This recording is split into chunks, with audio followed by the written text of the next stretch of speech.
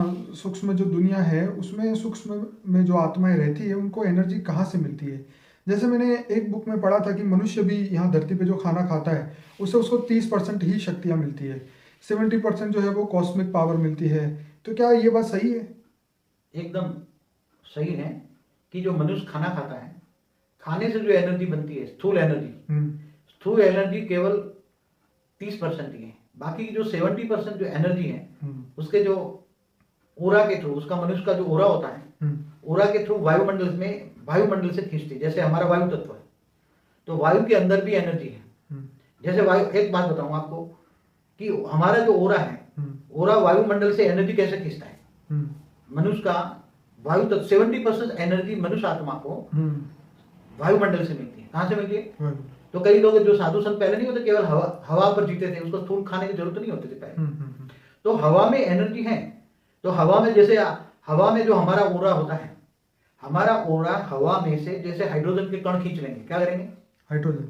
Hydrogen energy से भरा होता है ना हाइड्रोजन, हम्म। तो हमारा ओरा हाइड्रोजन को खींच लेगा। हम्म। हाइड्रोजन वायु तत्व को एनर्जी में रूपांतर करके हमारी बॉडी में अग्नि तत्व है, क्या करेगा? अग्नि तत्व, अग्नि तत्व में परिवर्तन करके हमारी चैतन्य शक्ति को, मतलब हमारी आत्मा को एनर्जी में, जैसे प्राणमय शरीर कहते हैं ना, तो प्राणमय क्या है? ऑक्सीजन, जो हम ऑक्सीजन लेते हैं।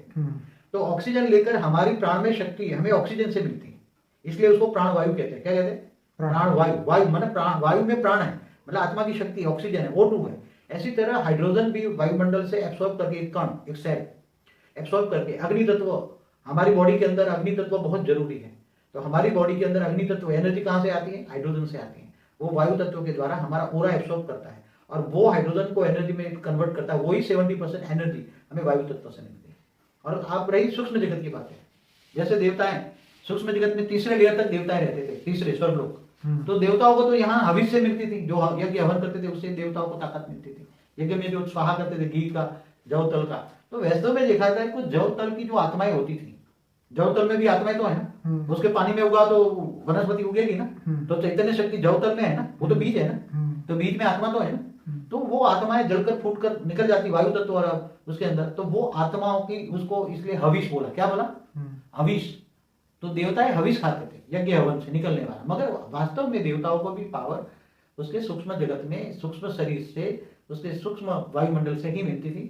वायुमंडल में एनर्जी है, और ऊपर सूक्ष्म, इससे भी ऊपर जाओ तो सूक्ष्म जो तुम्हारा जगत है, सूक्ष्म जगत में भी एनर्जी होती है। तो क्या इंसान अगर सूक्ष्म जगत से एनर्जी लेने लगे तो खाने पीने की जरूरत नहीं पड़ेगी? बिल्कुल नहीं। क्यों? हमारा एक अंबाजी माता का एक नहीं है वो, प्रहलाद जानी करके, आज मेरे ख्याल से 80 साल की एज होगी।